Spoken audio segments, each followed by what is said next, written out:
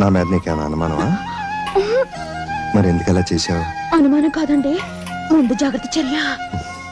ఇంకెప్పుడు నా మీద అనుమానం పెట్టుకోకే. అయ్యో, నాకు మీ మీద అసలు అనుమానమే లేదండి.